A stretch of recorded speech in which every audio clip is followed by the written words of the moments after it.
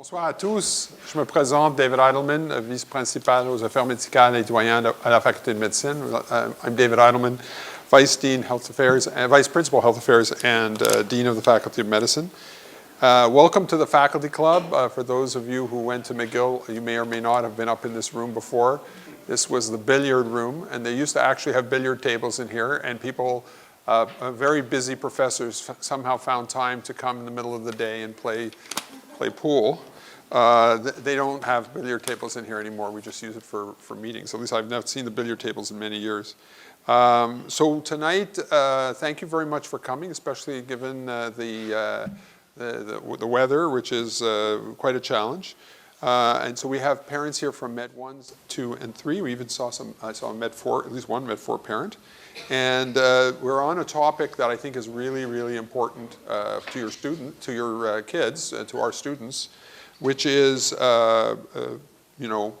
what happens after med school, right? Where do you end up? And we have a very good, interesting panel that are going to introduce themselves in a second. Dr. Fata, Dr. Constantine, and we have Dr. Perron-Couture and Dr. Barras is here. Each is an expert in their own way about what it is that we're going to talk about. And I'm going to get them to introduce themselves now. So Evelyn, why don't you start? So welcome, everyone.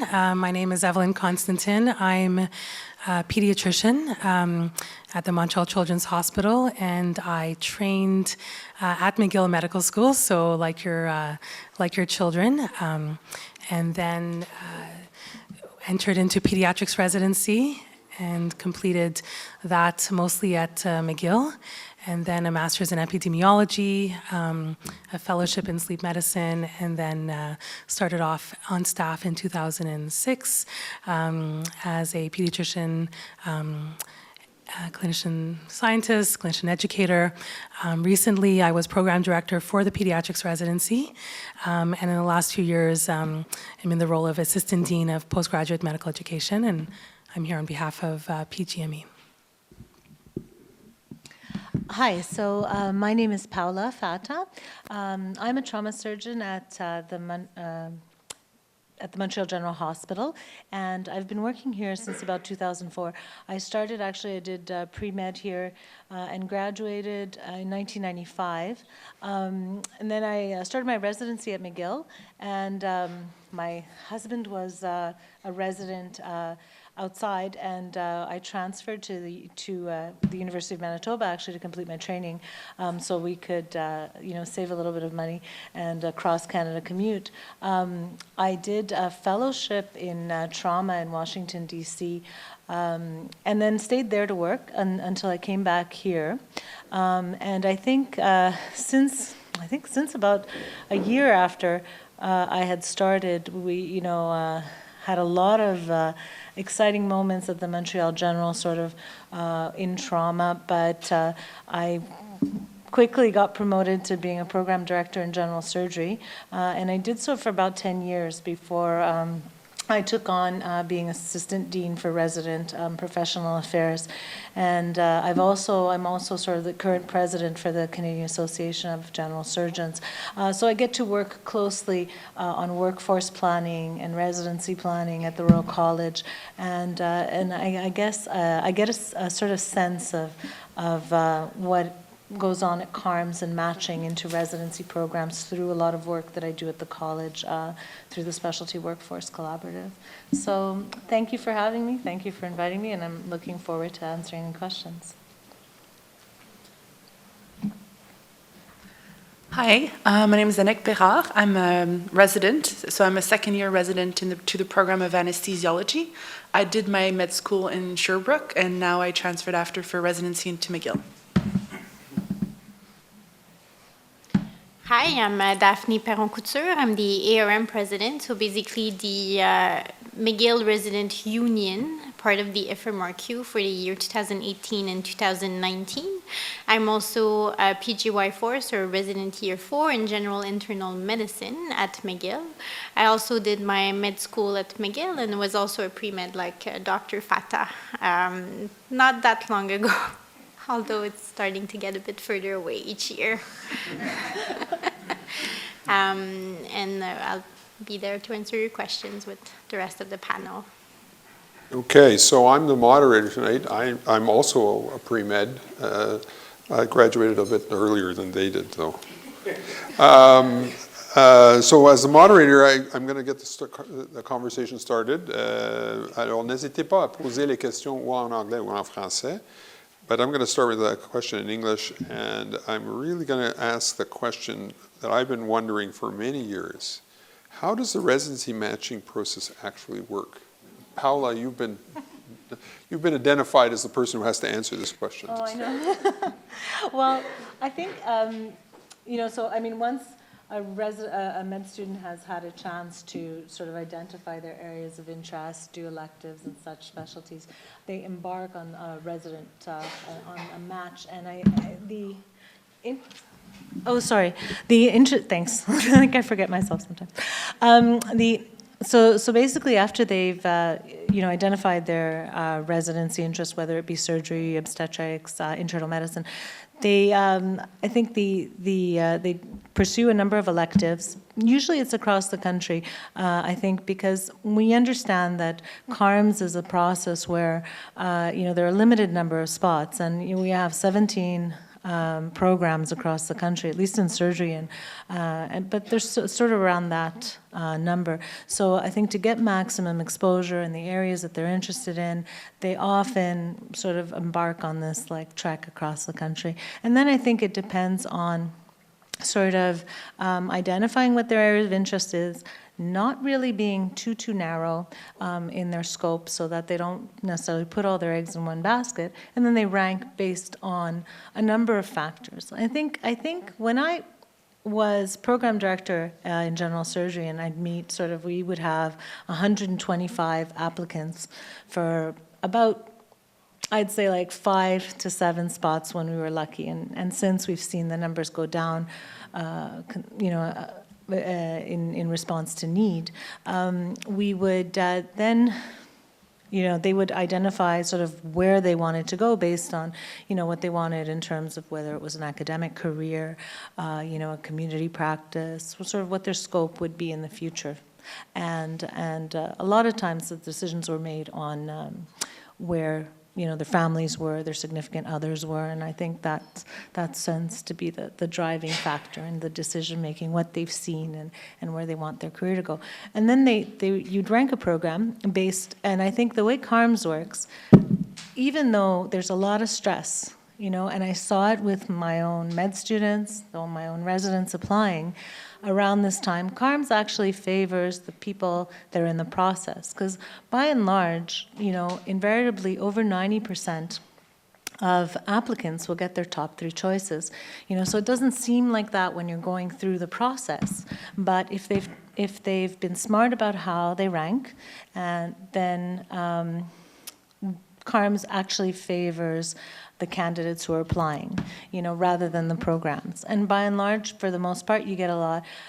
You choose based on the fit, and you often, you're satisfied with the result that happens. It just doesn't seem like that at the time that you're going through the process. There's a lot of anxiety. And this is something that we've looked at too nationally through CARMS, because I've had a lot of contact with their operations for my own specialty association. And invariably, the numbers are very consistent. It can be anywhere from 88 to 93 to 95% for their top 3 choices. So at least it's a reassuring process. McGill also does a phenomenal job of career advising with Elizabeth Lefebvre, and she helps the process through my counterpart, who's the Assistant Dean for Undergraduate Affairs, Dr. Gupta, and she spends a great deal of time sort of one-on-one in the counseling process. So that's what I can tell you about CARMS and my experience with it as a program director, kind of looking in and formulating these lists. But I think until the end of February or the beginning of March, it's going to be a stressful time for those people that are in it or in the people that are leading up to it. So I see a question, but I think we're going to hold the floor for questions. I want to give the other, if there are any other panelists who want to comment on this question. If you allow me, as someone who hasn't done it that far ago, just to elaborate a bit more on the strategy and not being too narrow-minded, I think what we see most people being disappointed with their CARMS match in general is really when they have a fixated idea of one program or one places, and that they limit their choices or their prospects to that one places, and they don't give themselves enough variation or enough choices to put in their rank list. And there's different ways to go about it. So someone who really wants a very, very, very difficult to get in specialty may apply across Canada, or something that they do more on the French side is that some people who really want a specific place may apply in more than one program.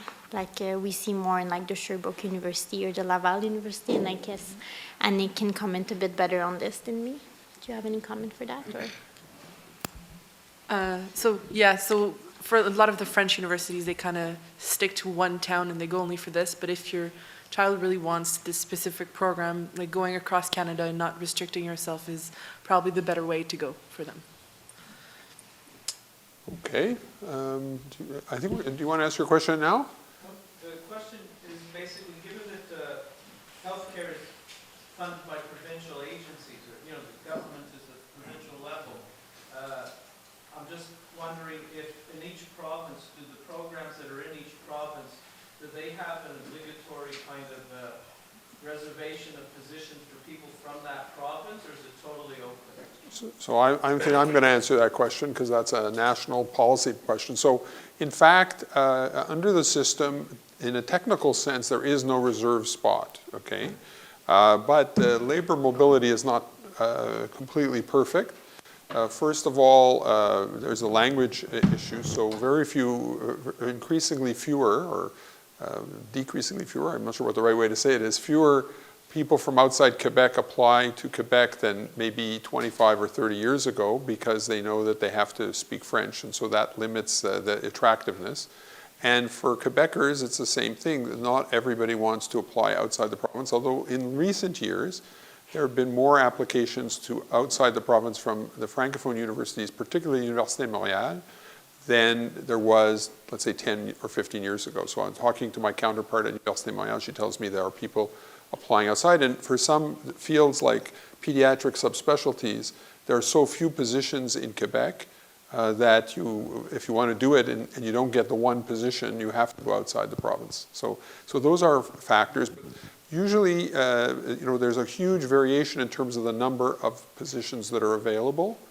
So in some areas like family medicine, there are many positions available because governments have decided, and I believe they are correct, that primary care is where it's at in terms of impact on the population. And as you said very correctly, this is a provincially funded, these are provincially funded programs, and in every province, the health ministry is trying to meet the needs of the population. And in every province, primary care is the top need. That doesn't always align with the interests of the students. Not everybody wants to be a family doctor. Many people want to do other things. But the number of positions in the other fields are less. In Quebec, because this is my next question, but I was going to ask somebody on the panel, but I know more about it than, so I'm going to answer it and go to the third question. In Quebec, the number of positions are determined by a body called the Table de Concertation. I forget the full title, it's a title, but it's long. But at the Table de Concertation, you have the government with the faculties of medicine, which are responsible both for undergraduate and postgraduate medical training.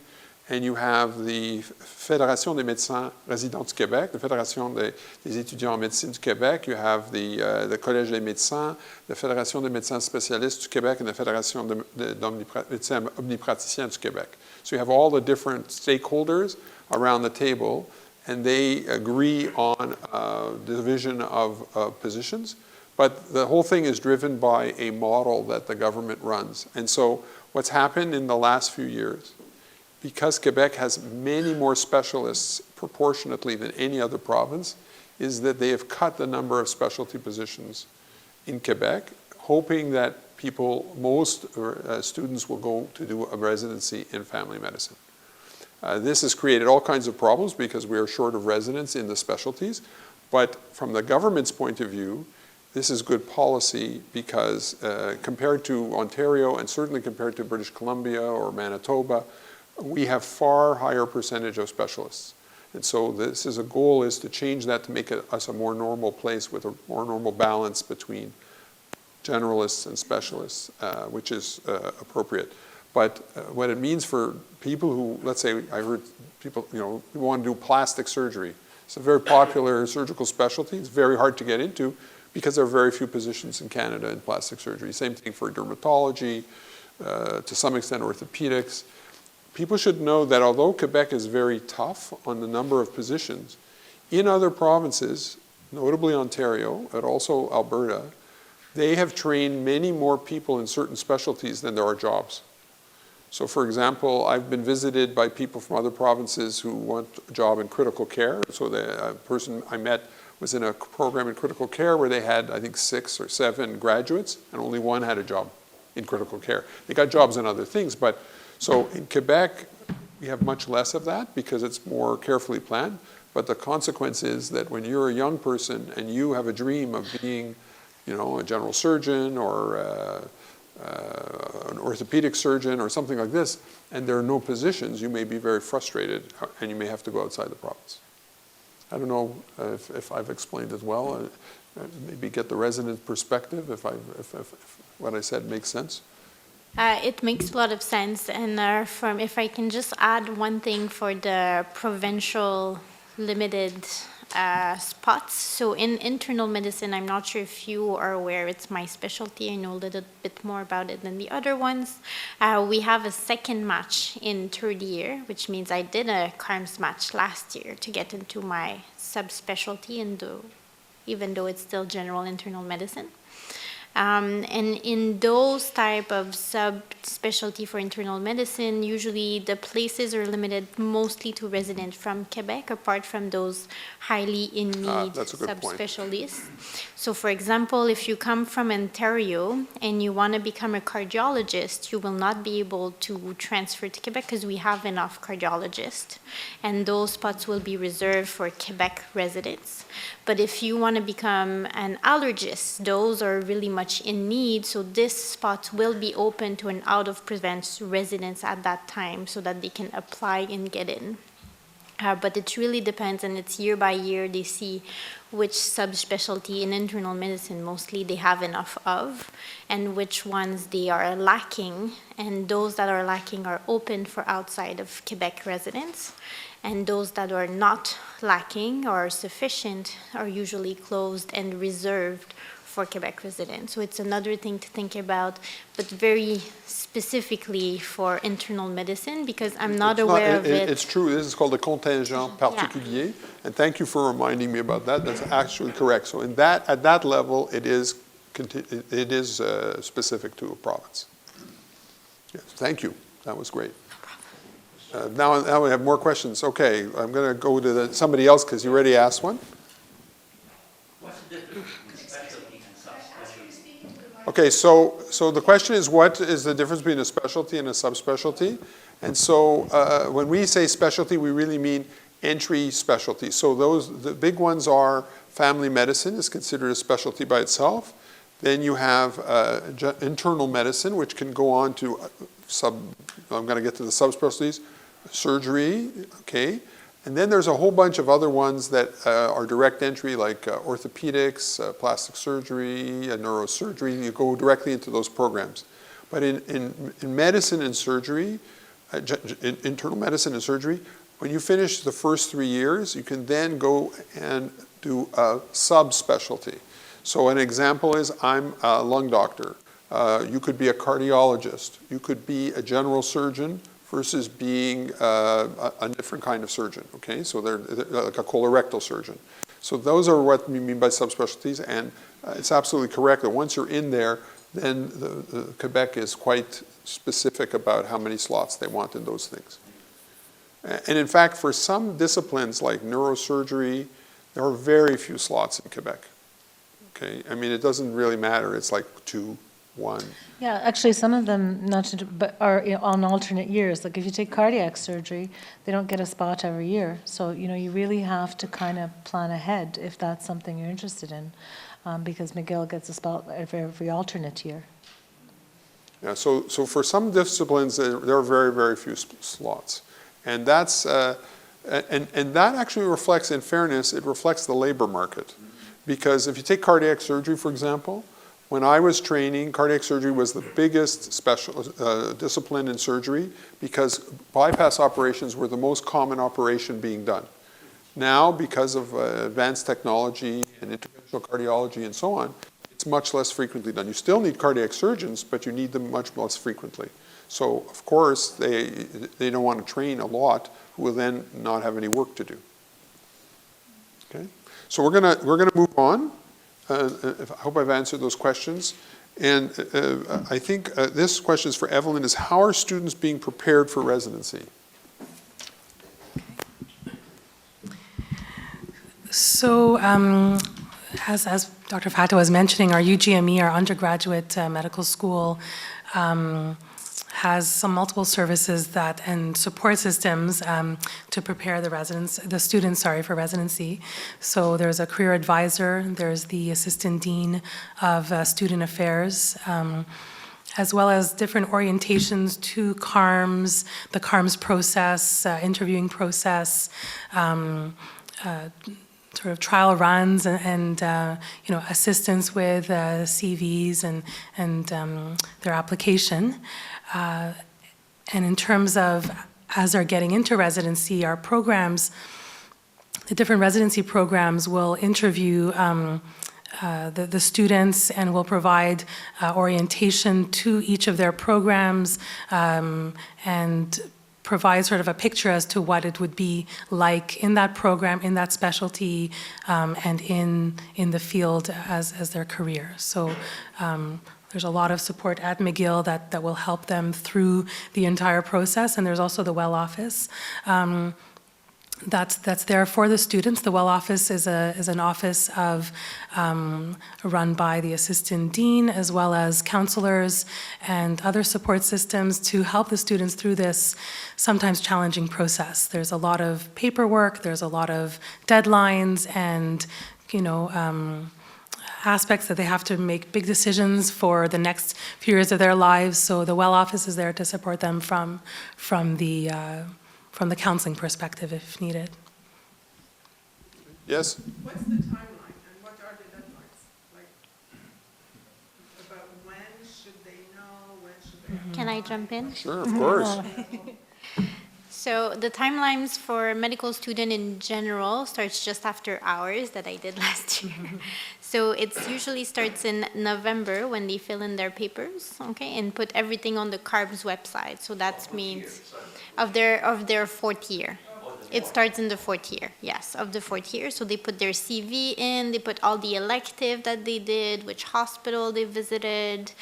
Usually they also input their grades through an automatic process through the McGill University that gets inside of there, and they also put their letter of references, which are usually letters of recommendation that doctors that they have worked with during clerkship have written for them, saying that they're a good applicant, that they would like working with them, and other comments like that.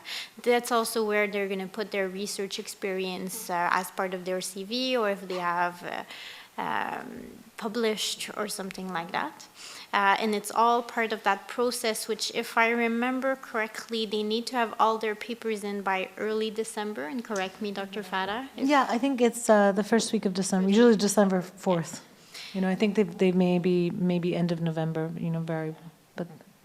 And they also need to put their letter of intent for each program that they are applying to. So I want to be a general surgeon because I like fixing people, or I like.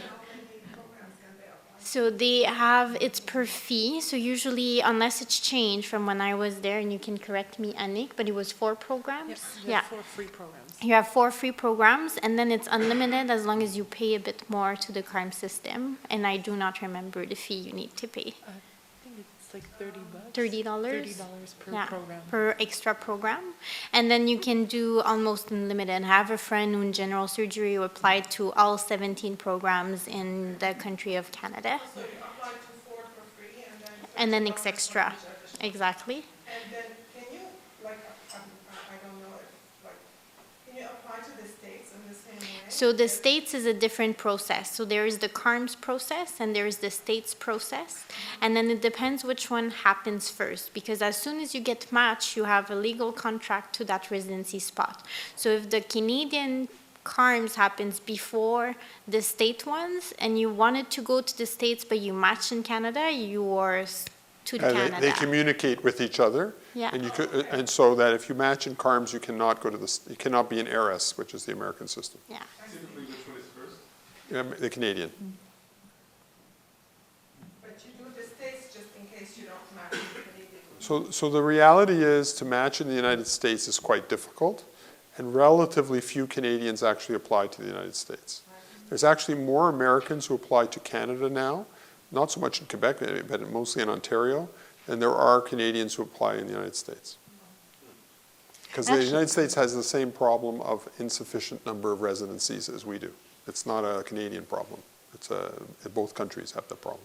I was actually going to say something about that, just because I have a fair bit of experience with our own residency program, that in actual fact, the Canadian residencies on a whole are actually much better organized and more standardized. So you get a better training if you stay in Canada than you do in the US, because they're not held to the same standards. The Royal College is very good about maintaining training standards across the country.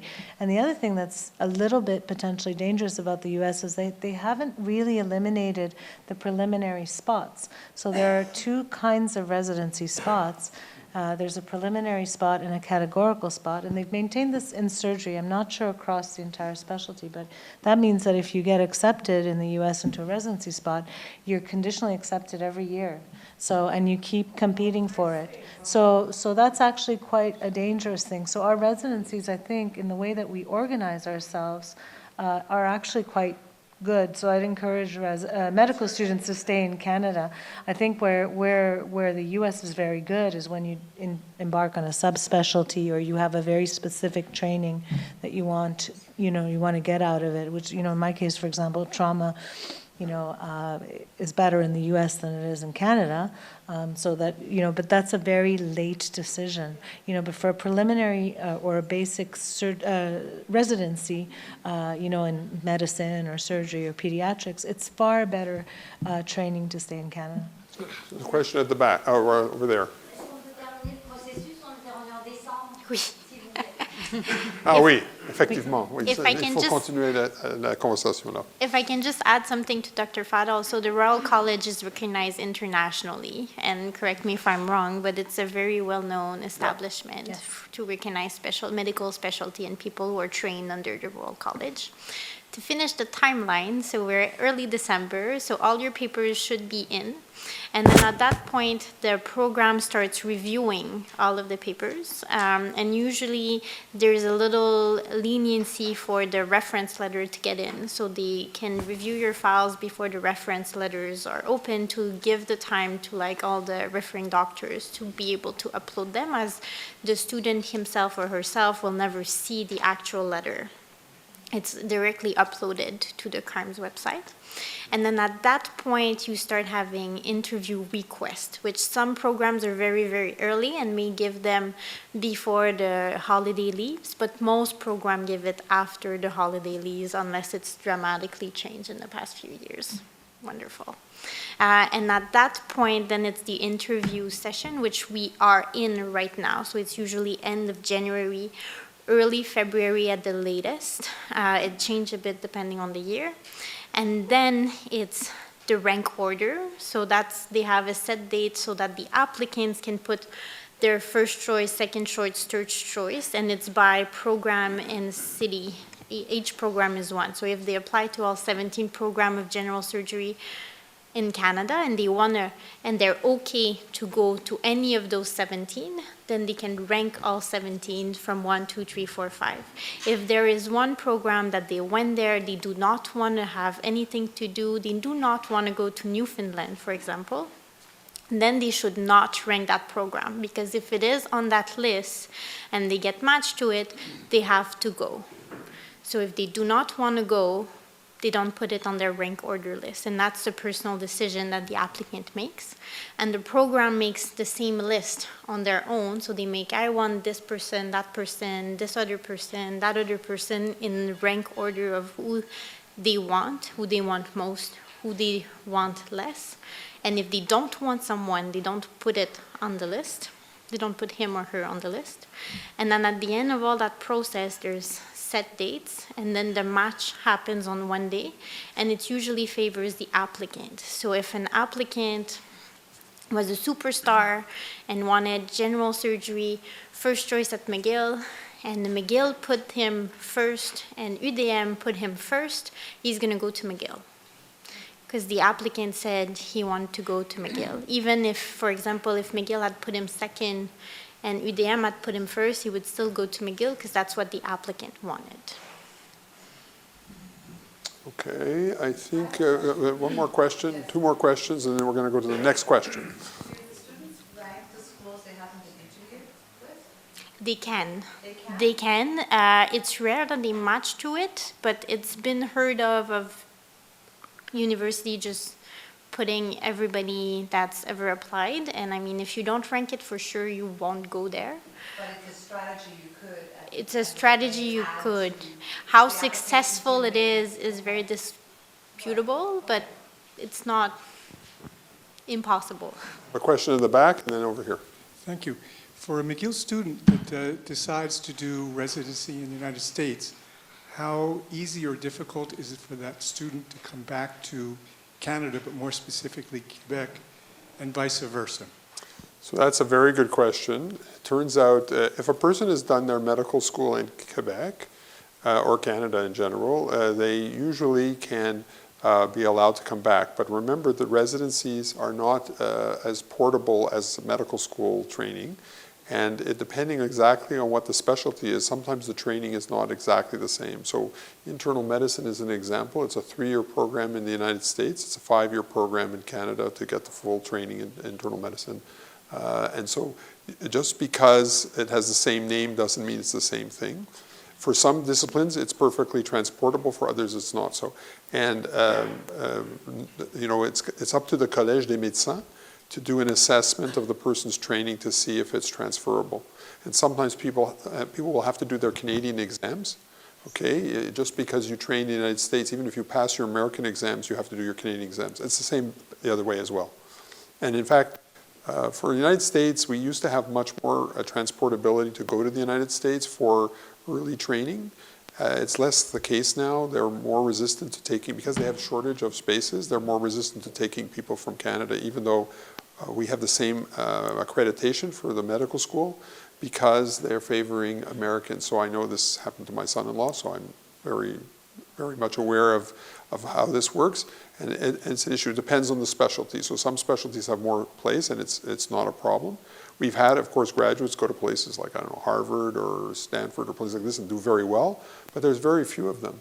But as Paula said, the time where a lot of our trainees in Canada go to the United States or even to other countries is when they need very specialized training. So if like trauma or something like that, first because they get a different experience, and second, often they're going to a city that's much bigger or has a much, you know, for trauma, for better or worse, American cities have much more trauma than we do, and different kinds. So you know, you could spend a long time in Toronto or Montreal waiting to see as many gunshot victims as you would in Baltimore in a month, right?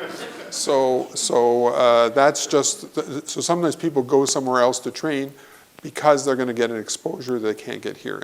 And that is definitely stuff you can bring back, because it's not subject to determining your license. Okay, your specialty, your core specialty determines which kind of license you get. So like you get a permit to be a doctor, and you have, it says on your permit, you have the right to practice general surgery or psychiatry or family medicine.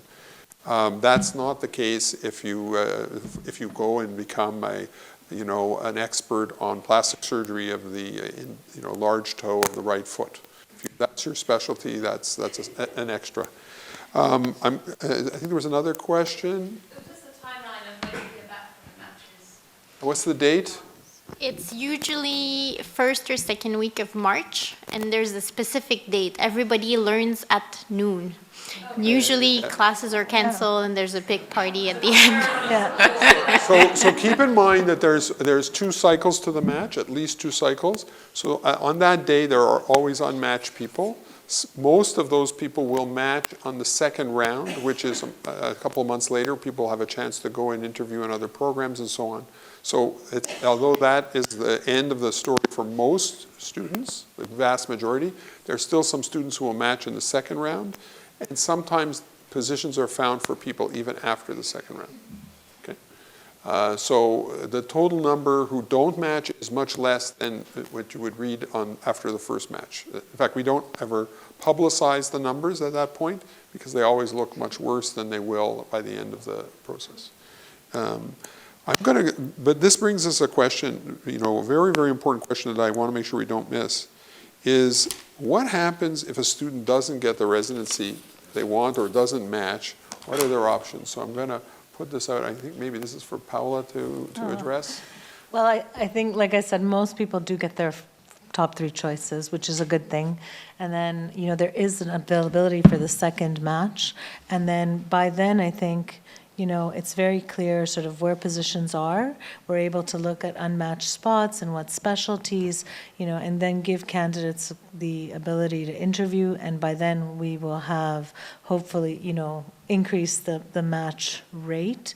Actually, my husband went unmatched the first time. I'll tell you, true story. He wanted to be a cardiac surgeon. It was the first year that cardiac was a direct entry, and once he had made it known that he wanted to be a cardiac surgeon, it was off. And McGill only had 1 spot, so they chose the other candidate. So it became clear he wasn't going to get to do general surgery, but he found a spot in Winnipeg, and that's how we kind of came to be.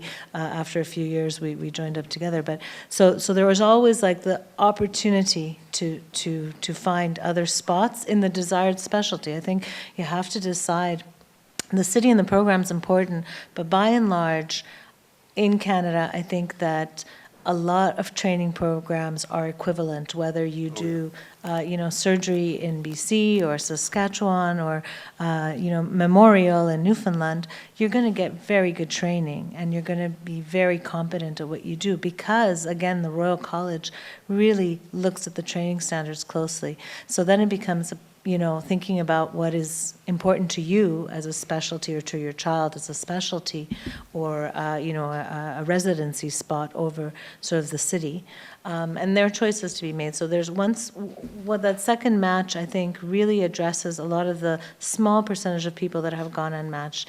And then if there is, you are in the unfortunate situation that you did not get into that second match, then you go, what you say, unmatched. But sometimes it's because, you have maybe applied to neurosurgery and, there's only 1 spot, there's like 5 programs across the country and that's the only thing you've applied without having any kind of sense of what would I like to do other than, something that is in so much demand. So it's kind of been improper planning.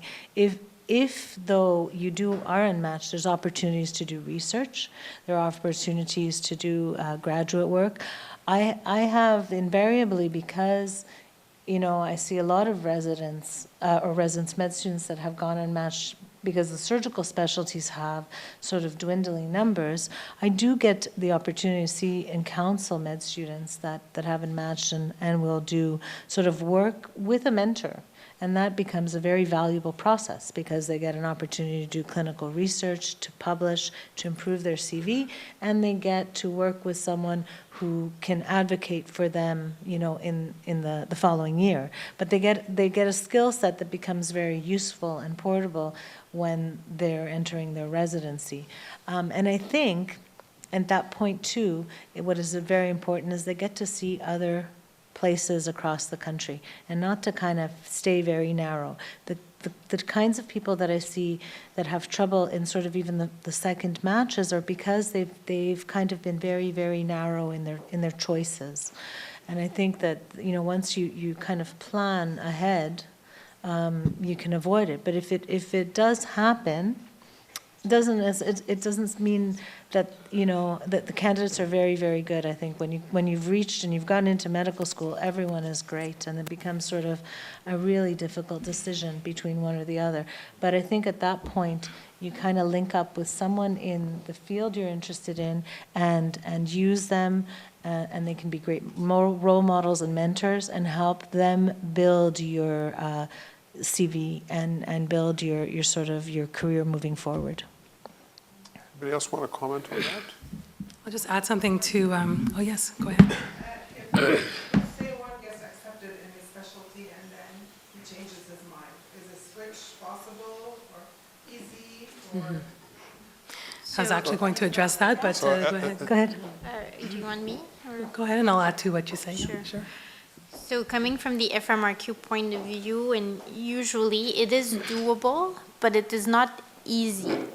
And the way it is, it's if you want to go in a more difficult to get in specialty, it's going to be harder. So if, for example, you're in plastic surgery and you decide you do not like plastic surgery and you're going to be a family doctor, switching to family medicine will not be very hard because we are lacking in family doctor. And we have some spots that are unmatched from years to years. If you are a family doctor or in family medicine who want to become a plastic surgeon, that match is going to be a lot harder, and that switch is going to be a lot harder because you're going to a very hard to get in residency. And there is a few spots each year that the government of Quebec reserves. So there's a set limited number of switches that can happen each year. So if you're lucky, you're the only person who wants to switch that year, then may happen. But if there's 30 people who wants to switch and 20 of them wants to go to family medicine, it's the 20 who wants to go to family medicine who are going to get the specific spot to do that. That's great. Yes, I was going to mention, just in addition to what Daphne said, the transfer process is there, and many residents have gone through it successfully, transferring either from one program to the other, from one province to the other, for a number of different reasons, or if they realize within their residency that maybe that wasn't their calling, and they want to consider a switch. It has been successful for some residents. There is also a but it's we say that all the stars have to align. It doesn't mean that the resident applies for that transfer and gets it automatically. They have to actually go through the entire interview process again. Their application has to be looked at. Can also be stressful because they may not want to tell their current program that they're wanting to transfer. So there's a lot of different steps to it, and like Daphne said, the government allots certain slots per year per university and per province. So in Quebec, for example, all of the post-grad offices meet to discuss all of the transfer requests because it's a Quebec position that then this committee decides on how to allot it. But on the bright side, there have been successful transfers, and in fact, because of this, there has been a national transfer policy across Canada. So all of the postgrad dean's office have met to create a policy to make these types of transfer requests to facilitate it through the dean's office, so that it's not so it's very clear and standardized. And this was just done 2 years ago. Okay, we're coming to the end. I just wanted to reiterate a couple of points. One was the point about the quality of the education across Canada. I think that's a very important point to keep in mind. If someone matches to Sherbrooke, or they match to Laval, or they match to Memorial, or they match to UBC, or whatever, or Northern Ontario Medical School, it's not just the Royal College, because the College of Family Medicine, Canada has among the most carefully regulated residency training, and undergrad is also, but residency training, where all the faculties of medicine across Canada participate, their professors participate in making sure that the standards are quite comparable, and we all spend time going to each other's sites to visit them, to review each other's schools, which has the effect, and the deans who are responsible, the postgrad deans who run the residency programs, speak to each other constantly. especially within Quebec, the 4 universities work very closely together. We have a thing called the Conférence des Doyens des Facultés de Médecine, but there's the deans, the vice deans, all the associate deans, each have committees that meet regularly. The consequence of that is that although, of course, all of us will tell you that our program's the best, the reality is if a student matches in one or the other, they don't have to worry about getting a second-rate education. The reality is when we hire people who have trained in other parts of Canada, we don't actually ever say, oh, they trained in, I don't know, Queens, we won't take them, or they trained in Sherbrooke, we won't. We never say things like that. We look at the person, and so people should feel that they shouldn't actually feel that that's an issue. Sometimes it's an issue for personal reasons, as people said. I mean, if you have a significant other, that may be a reason why you want to be in a particular city. That's much more of an issue, frankly, than which city you trained in. When it comes to the very, high-end type training, that you do at the end, like Paula explained, and that, one of the people I spoke to this morning, Regina Husa, who you know, came from Memorial, did her residency at McGill, then went to Harvard, she went from Memorial to Harvard, then to McGill. I got it mixed up. But the point is, people move around like that, and they end up having very successful careers. So that I'm not sure that students always appreciate that. They sort of some students get kind of fixated on this is where they want to go. Of course, we hope everybody goes to where they want to go, but it isn't always possible. I'm going to let the residents have the final word, so I don't know if you guys have any more things you want to add. I'm not sure.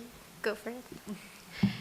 So I'm not sure what else to add on this. If there's one thing that is an interesting point that I think we haven't mentioned, and bringing up the significant others, I thought of it, is called the couple match. So if some of your children have significant others that are also in the same year as they are, and they are both matching together, they can do what is a couples match, which I'm not going to go too into the algorithm because it gets complex, but basically when they rank together, and when the algorithm looks at it, they match them to one of their set rank that is acceptable to them, so that they stay in the same city and not, or if they're like okay with Ottawa and Montreal, then it's fine in Ottawa and Montreal. But if they're like, we just want to be in the same city, then they're only going to get matched at one of the algorithm that fits with them being both in the same city. Just to keep in mind, this couples match, you can rank up to like 200 programs together. No, I'm serious. Because you have to say like, oh, I'm going to go into psychiatry in Montreal with you and family medicine in Montreal, psychiatry Montreal with you, family medicine in Laval. Like every single possibility has to be ranked, so you can have hundreds of possibilities. It's very complicated. Complex. Yes.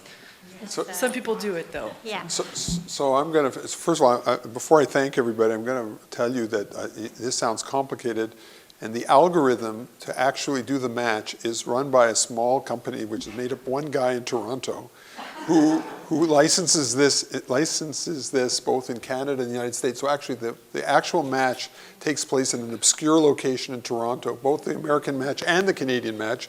The data is sent from CARMS to this guy. He does the match, he sends it back to CARMS. The same thing happens in the United States. They send all the American data to this guy and he sends it back. So this guy is making out like crazy. But I digress. I want to thank our panelists, Daphne, Annick, Paula, and Evelyn. And I'm gonna call on Vincenza La Greca, who's the chair of our Parents Committee, to say a few words about our annual Day of Giving, which is going to take place on March 13th, as well as the McIntyre building upgrade.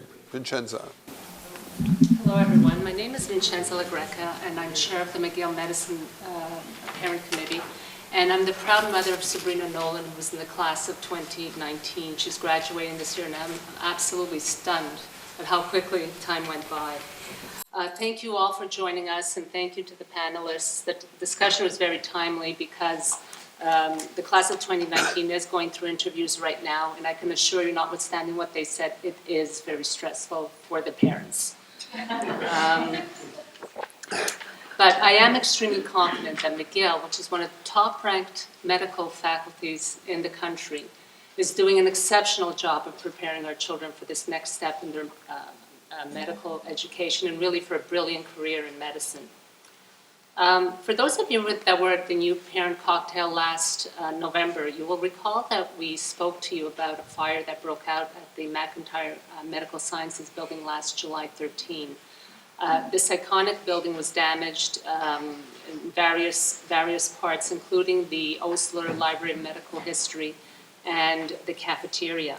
Fortunately, as we told you at the time, the damages sustained were covered by insurance, and at the time the dean expressed the desire to not only restore the premises, but to upgrade certain areas.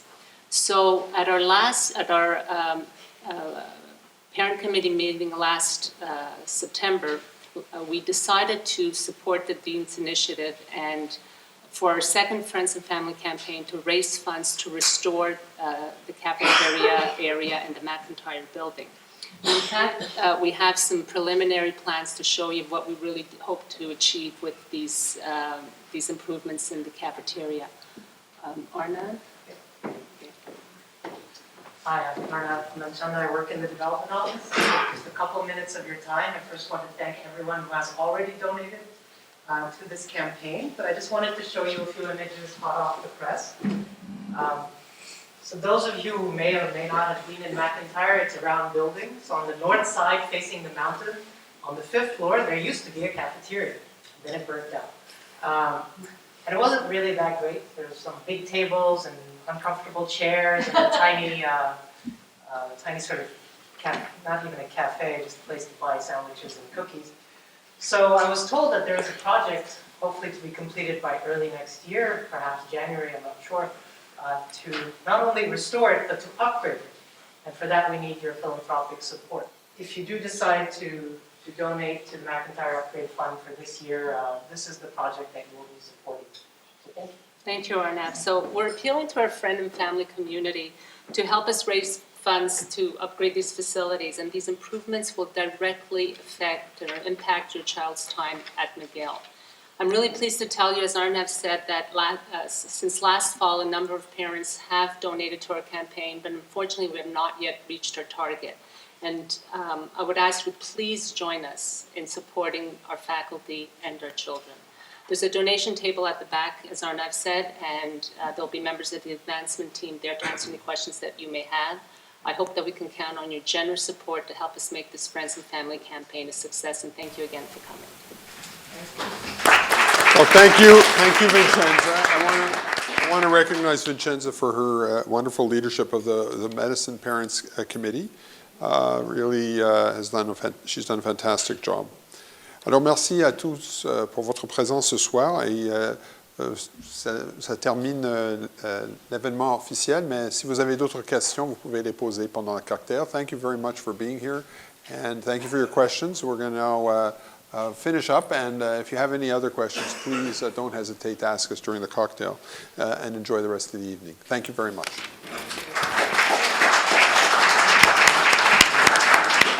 Thank you very much, everybody. That was great. You guys were great.